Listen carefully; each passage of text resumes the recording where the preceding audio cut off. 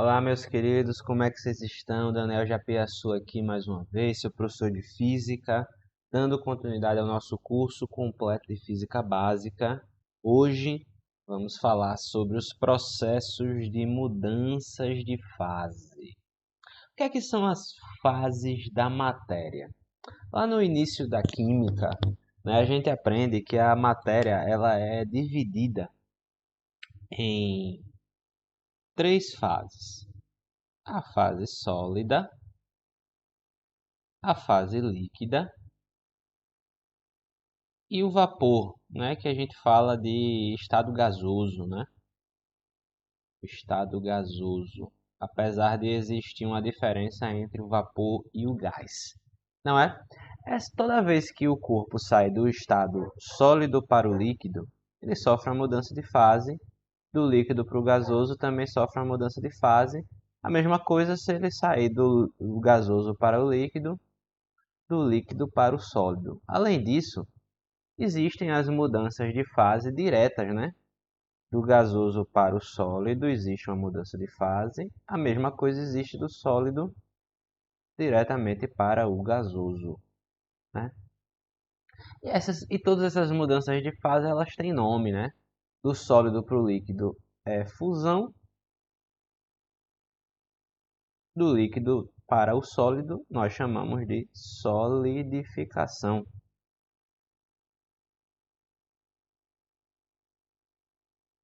Solidificação. Solidificação vai dar, pronto. Do líquido para o gasoso nós chamamos muito na física, né, principalmente, de ebulição. E do gasoso para o líquido nós chamamos de liquefação ou condensação, né? E essas mudanças diretas do sólido para o gasoso, do gasoso para o sólido, é a conhecida como sublimação. A sublimação na Terra não é uma mudança de fase muito comum, né? Tirando algumas coisas específicas, né? Tem o gelo seco, por exemplo, que sofre sublimação, sai diretamente do sólido para o gasoso, mas são coisas que a gente observa muito mais em laboratório. O que é que acontece aqui? Veja bem, quando o corpo está no estado gasoso, ele está no estado mais energético possível, que é onde tem a maior agitação de moléculas. Já no estado líquido, ele está no estado menos energético possível.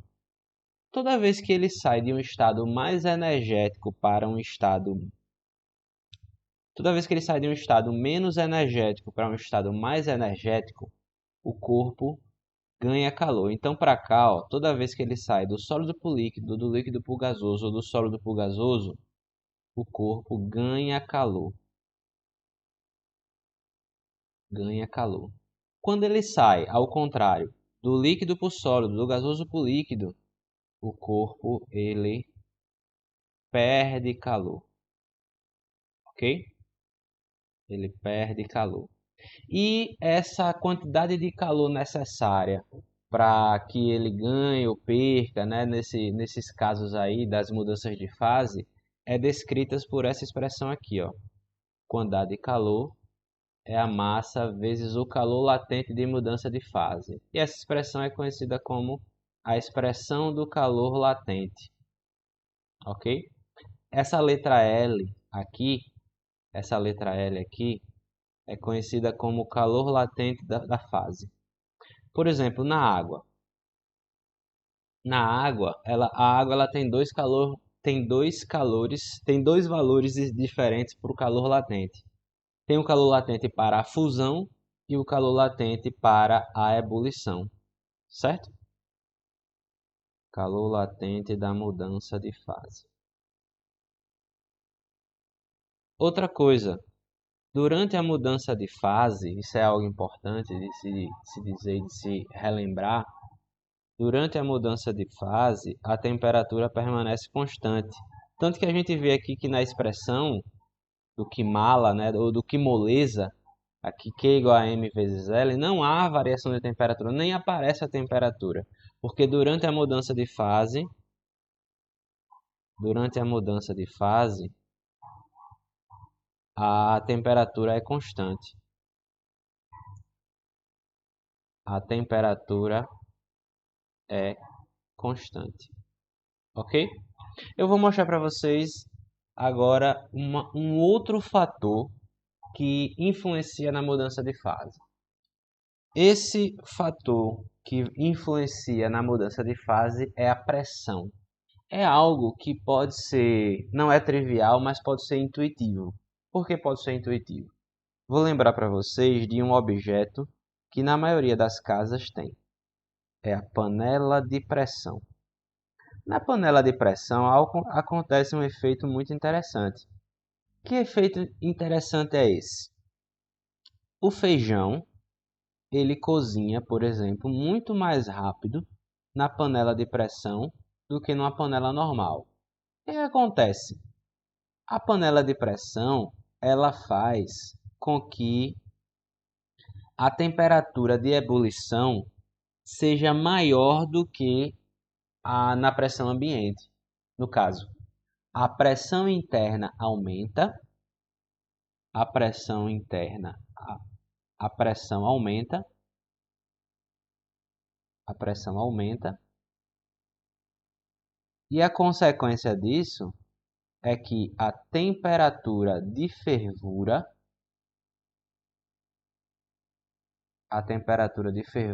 aumenta junto. Isso é a influência, é um exemplo da influência da pressão na mudança de fase. Né? Toda vez que a gente modifica a pressão ambiente ou modifica a pressão dentro de um sistema, a temperatura necessária para ser atingida a mudança de fase varia junto com a pressão.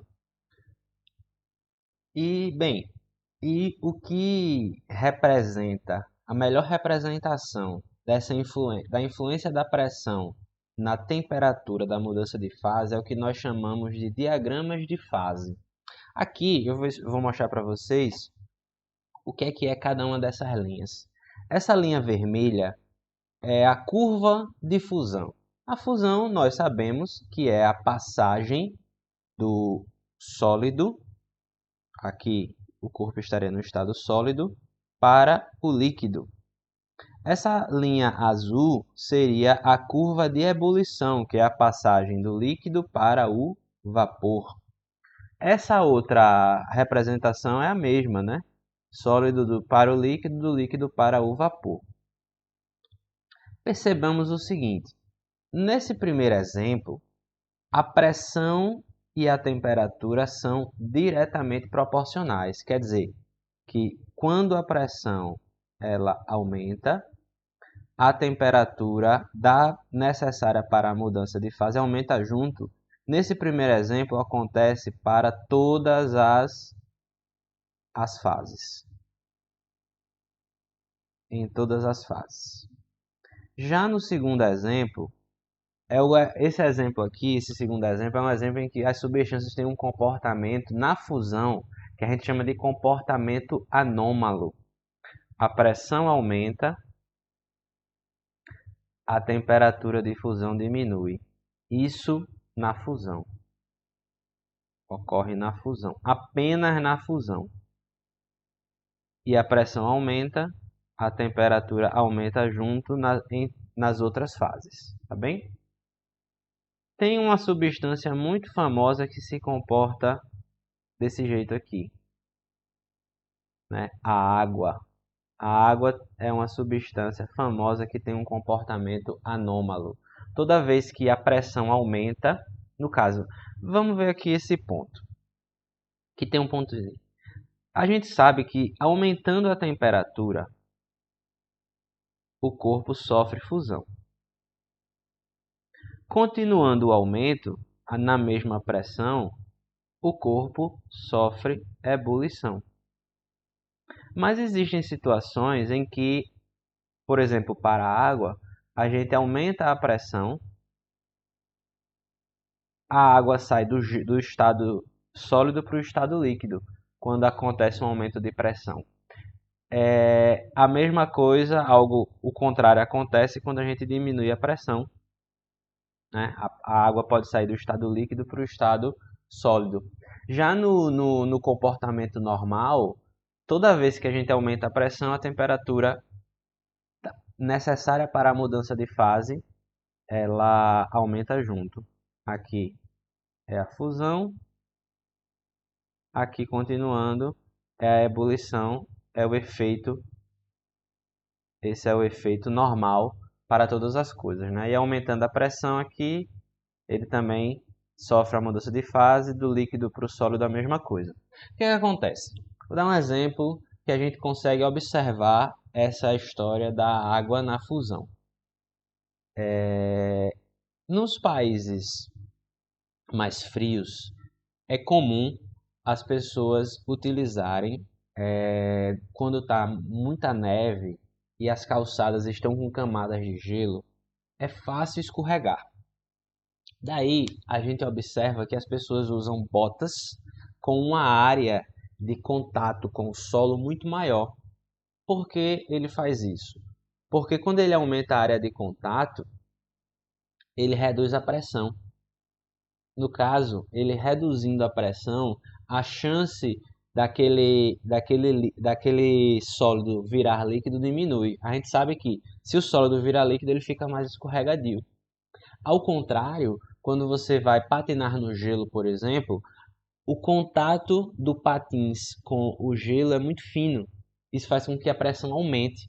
A pressão aumentando, aquele toque ali entre o gelo e o patins fica líquido, fazendo com que ele consiga escorregar mais fácil.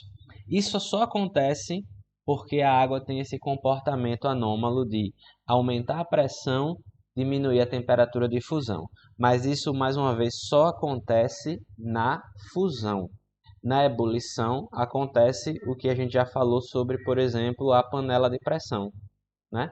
A pressão aumenta, a temperatura de ebulição aumenta junto. Veja que para cozinhar as coisas, não importa se ele está fervendo. O que importa é a temperatura em que está fervendo. Em países de altitude mais alta, a água ferve a 90 graus Celsius. Demora mais para cozinhar nesses países, né? Isso demonstra para a gente um pouco a relação entre o efeito da pressão na mudança de fase, né? A pressão influencia diretamente na mudança de fase. Estou falando demais sobre teorias, vamos fazer agora alguns exercícios para clarificar tudo isso que a gente estudou hoje. Vamos lá então, a questão número 1 fala assim, essa questão vai ser uma que a gente vai usar a quantidade de calor latente, né? O que moleza, tá bem? Uma amostra de substância recebe 400 quilocalorias. 400 quilocalorias é a mesma coisa que 400.000 calorias, não é isso? 400.000 calorias a fim de sofrer uma completa vaporização. Considerando que sua massa era de 800 gramas, calcule o calor latente de vaporização dessa amostra. Olha como ele descreve. Calor latente de vaporização. Isso porque o calor latente de fusão é diferente. Isso porque o calor latente de fusão é diferente. Então vamos lá. A quantidade de calor foi de 400.000 calorias. A massa é igual a 800. E o calor latente de vaporização a gente descobre. A gente isolando aqui, ó, eu vou ter 400.000 sobre 800. Eu posso simplificar 2 zeros em cima, 2 zeros embaixo. Eu tenho 40 dividido por 8 é igual a 5. 40 dividido por 8 é igual a 5. Sobra 2 zeros. O calor latente de vaporização é de 500 calorias por grama. Isso quer dizer que para vaporizar esse material aí, essa substância, eu preciso de 500 calorias para vaporizar 1 grama desta substância. É isso que significa o calor latente de vaporização. Agora a segunda questão sobre diagrama de fase, que eu sei que é muitas vezes um tópico que enfim, às vezes enche a nossa cabeça em excesso, não é? Mas vocês vão ver que a questão é relativamente simples. Fala assim: a sonda Phoenix, lançada pela NASA, detectou em 2008 uma camada de gelo no fundo de uma cratera na superfície de Marte. Nesse planeta, o gelo desaparece nas estações quentes e reaparece nas estações frias, mas a água nunca foi observada na fase líquida. O que isso quer dizer? O que será que isso quer dizer, né? Com o auxílio do diagrama de fase da água, e o diagrama de fase da água vale na Terra, vale em Marte, vale em qualquer lugar, né? As leis da física, elas são universais, né? Analise as três afirmações seguintes. O desaparecimento e reaparecimento do gelo sem a presença da fase líquida sugerem a ocorrência de sublimação. Verdade, né? O nome dessa mudança de fase é sublimação. Inclusive, ó, aqui no diagrama de fase da questão a gente pode ver. Se ele passa do sólido direto para o vapor, quer dizer que é algo aqui, ó, nessa linha vermelha, né? Daqui para cá, ou daqui para cá, né? O corpo sofre, sim, o que a gente chama de sublimação, certo? Daqui para cá nós sabemos que é a fusão, daqui para cá a ebulição. Veja que da esquerda para a direita a temperatura aumenta, né? Como diz aqui, ó, da esquerda para a direita a temperatura aumenta. Da direita para a esquerda a temperatura diminui, ele sofre a solidificação. Aqui da direita para a esquerda ele sofre condensação. Já na direção vertical há um aumento ou diminuição da pressão. Mas vamos continuar aqui na leitura da questão. O gelo não sofre fusão porque a temperatura no interior da cratera não ultrapassa a temperatura do ponto triplo da água. Ponto triplo da água está aqui, ó, indicado na figura. O que quer dizer isso, né? O ponto triplo é um ponto de pressão e temperatura no qual existem, no qual as três fases coexistem. As três fases coexistem. Isso existe para a água e para qualquer que seja a substância, certo? Agora, é um ponto de pressão, é um ponto de pressão e de temperatura muito específico. E a gente viu quando eu estava mostrando para vocês os diagramas de fase, que a sublimação ela só acontece no ponto de pressão e temperatura de pressão abaixo do ponto triplo, né? Por isso que a gente não consegue ver a sublimação acontecendo, a sublimação da água acontecendo no estado normal, porque a pressão atmosférica é maior que a pressão do ponto triplo. A pressão atmosférica na Terra é maior que a pressão do ponto triplo para a nossa sorte, né? Então vamos lá. Eu comecei a ler a 3, mas eu pulei a 2, né? Meu Deus. Vamos ler a 2. Se o gelo sofre sublimação, a pressão atmosférica local deve ser muito pequena, inferior à pressão do ponto triplo da água. Verdade, foi o que eu acabei de dizer, né? A terceira, se o gelo não sofre fusão porque o gelo não sofre fusão porque a temperatura no interior da cratera não ultrapassa a temperatura do ponto triplo da água. Não é a temperatura, né? O problema não é a temperatura. A temperatura aqui, ó, abaixo do ponto triplo, ela pode ser maior, pode ser menor, não tem problema, né? Veja, aqui, ó, a temperatura pode aumentar, pode diminuir. O problema não é a temperatura, e sim a pressão. A chave do ponto triplo é a pressão, ou seja, somente a afirmação 1 e 2 estão corretas neste caso. Ok? Essa foi a nossa aula sobre mudanças de fase. Nós vimos muitas coisas, né? Seja a influência da pressão, seja como a gente calcula a quantidade de calor necessária. Na próxima aula nós vamos encerrar a fase da calorimetria mostrando para vocês as curvas de aquecimento e as curvas de resfriamento para as substâncias, tá bem? Um grande abraço, deixa o seu like, se inscreve no canal, deixa o seu comentário e até o nosso próximo encontro.